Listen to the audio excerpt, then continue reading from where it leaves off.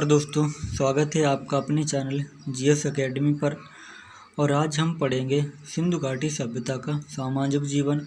ये टॉपिक बहुत ही महत्वपूर्ण होने वाला है। तो चलिए दोस्तों शुरू करते हैं।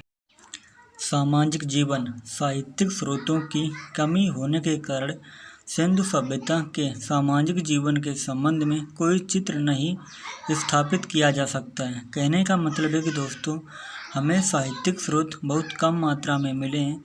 इससे किस प्रकार की बस्तियाँ थी या किस प्रकार के लोग रहते थे, हम इसके बारे में कुछ ज़्यादा नहीं कह सकते हैं। पुरातात्विक स्रोतों के आधार पर अनुमान लगाया जा सकता है कि आधार परिवार ही रहा होगा। पुरातात्विक स्रोत का मतलब है कि हमें जो स्थल खुदाई से प्राप्त हुए हैं, जो हमें नगर मिले हैं, उनसे यह हम कह सकते हैं कि ये लोग एक स्थान पर रहते थे और परिवार का समूह बना करके रहते थे। खुदाई से प्राप्त अधिकांश मूर्तियों पर नारी आकृति के अंकन के आधार पर यह कहा जा सकता है कि इस सभ्यता का आधार नारी प्रधान रहा होगा। कहने का मतलब है कि इस समय पर जब खुदाई हुई, बहुत सारी स्त्रियों की मूर्ति पाई गई और वो स्त्रियों की मूर्ति कुछ इस प्रकार से पाई गई जो बहुत सारे आभूषण पहनती थीं। जहाँ उनको दफनाया गया उनके पास से कीमती आभूषण मिले। ऐसी मूर्तियाँ बनी हुई मिली जिनमें उनको एक सम्मान की नज़र से देखा जाता हुआ पाया गया है। विभिन्न अवशेषों के आधार पर यह अनुमान लगाया जाता है कि समाज में 4 वर्गों का अस्तित्व था। नंबर 1 विद्वान वर्ग, नंबर 2 योद्धा वर्ग, नंबर 3 व्यापारी वर्ग, नंबर 4 शिल्पकार वर्ग या श्रमिक वर्ग। हम बात करते हैं विद्वान वर्ग की। विद्वान वर्ग को ब्राह्मण वर्ग भी कहते हैं क्योंकि इस वर्ग में सबसे अधिक लोग ब्राह्मण लोग ही मिलते थे। इनका काम होता था शादियाँ करवाना, हवन यज्ञ करवाना, इन लोगों का काम होता था। नंबर 2 योद्धा वर्ग। योद्धा वर्ग में क्षत्रिय लोग आते थे और ये लोग अपनी गांव की रक्षा करते थे। जहाँ तक उनका क्षेत्र होता था उस क्षेत्र की रक्षा करते थे। कोई भी यदि विदेशी व्यक्ति वहाँ आता था उसे आक्रमण करने से रोकते थे, अपनी प्रजा की रक्षा करते थे। नंबर 3 आता है व्यापारी वर्ग। व्यापारी वर्ग में जितने भी व्यापारी होते थे, कुछ के पास ज़्यादा संपदा होती थी, ज़्यादा धन संपत्ति होती थी, अपना एक स्थायी दुकान बना करके व्यापार करते थे। कुछ व्यापारियों के पास ज़्यादा मात्रा में धन होता था तो वो लोग और बड़ी दुकान करते थे। जिनके पास कुछ कम धन होता था वो लोग फेरी लगा करके व्यापार करते थे। चौथा वर्ग आता है शिल्पकार वर्ग या श्रमिक वर्ग। ये लोग कुछ ऐसे थे, इसमें बढ़ई भी आते हैं, सुनार भी आते हैं, लोहार भी आते थे, इस प्रकार के काम करते थे। श्रमिक वर्ग में जो लोग मजदूर वर्ग आते हैं वो भी आते थे और इसमें वैश्य वर्ग यानी अछूतों को भी इसी में शामिल कर लिया जाता था। और यह भी माना जाता है, कहते हैं कि विद्वान वर्ग जो है वो ब्रह्मा के मुख से निकला हुआ है। जो योद्धा वर्ग है वो भगवान के ब्रह्मा के कंधे से जन्मा हुआ है। व्यापारी वर्ग ब्रह्मा के कमर से जन्मा हुआ है और शिल्पकार या श्रमिक वर्ग हैं वो ब्रह्मा के पैरों से निकले हैं। यह भी एक भ्रम फैला हुआ है।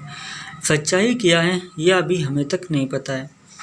यहाँ के निवासी मांसाहारी एवं शाकाहारी दोनों प्रकार के भोजन करते थे, यानी लोग मांस भी खाते थे भून करके, पकड़ कर भी मांस खाते थे, जानवरों को मारते थे और भोजन के लिए सब्जियां भी उगाते थे। औरत और पुरुष दोनों आभूषण प्रिय थे। आभूषण प्रिय होने का मतलब है कि दोस्तों औरत और पुरुष इस समय दोनों आभूषण पहनते थे। औरतें कानों में कुंडल पहनती थीं और भी आभूषण पहनते थे। जो पुरुष होते थे इस समय पर कड़े और छल्ले बहुत अधिक मात्रा में पहनते थे। लोग आमोद प्रमोद का जीवन जीते थे, यानी सिंधु सभ्यता के जितने लोग थे किसी बात की वो चिंता नहीं करते थे, अपना सुखी जीवन जीते थे, बहुत अधिक मात्रा में किसी काम पर ध्यान नहीं देते थे। पांसा इस समय का प्रमुख खेल था। आप पांसे के बारे में जानते होंगे, उस समय भी पांसा खूब खेला जाता रहा होगा। नर्तकी के आधार पर यह अनुमान लगाया जाता है कि नृत्य इस काल का मनोरंजन का प्रमुख साधन था। यानी इस समय की ऐसी भी कुछ मूर्तियाँ मिली, स्त्रियों की कुछ ऐसी मूर्तियाँ मिली हैं जो नाचने वाली तस्वीर के रूप में दिखाई गई हैं, उनसे हम यह अनुमान लगाते हैं कि समय खूब मनोरंजन के लिए स्त्रियां नाचती होंगी, नृत्य होते होंगे, जैसा कि आज आप देखते हैं होते हैं। सिंधवासी शिकार में भी रुचि रखते थे।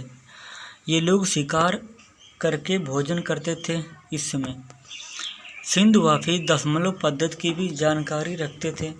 हम आज जो दशमलव का प्रयोग कर रहे हैं, हमारे हजारों वर्ष आज से पहले सिंधवासी इस दशमलव का प्रयोग कर चुके हैं।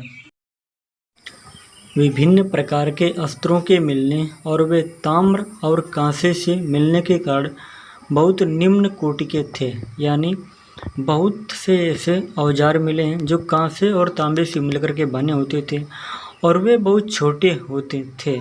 ऐसे बहुत सारे औजार मिलते हैं। इससे यह अनुमान लगाया जाता है कि ये भौतिकतावादी थे।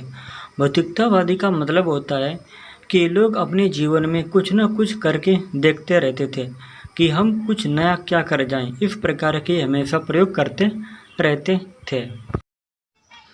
वे आरामवासी थे, बहुत ज़्यादा आराम करते रहते थे। वे अनावश्यक परिश्रम नहीं करते थे। उन्हें जितने काम की आवश्यकता होती थी उतना ही काम करते थे, बहुत ज़्यादा वो काम नहीं करते थे। वे शांत रहते थे, बहुत ज़्यादा लड़ाई झगड़ा नहीं करते थे।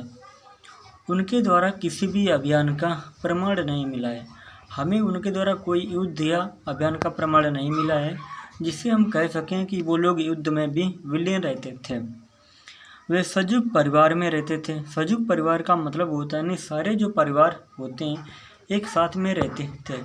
जैसे कि आज आप देखते होंगे कि जो आपने देखे होंगे कि जैसे हम बोले नटवा लोग होते हैं, वो एक साथ में रहते हैं। इस प्रकार के ये लोग ये भी रहते थे। ये लोग मात्र सत्तात्म थे। मात्र सत्तात्म का मतलब होता है जहाँ माता का शासन होता है, सभी लोग माता की बात मानते थे। हमारा दोस्तों होता है सिंधु घाटी सभ्यता का कंप्लीट सामाजिक जीवन। आपने इतना समय दिया, इसके लिए आपका बहुत धन्यवाद।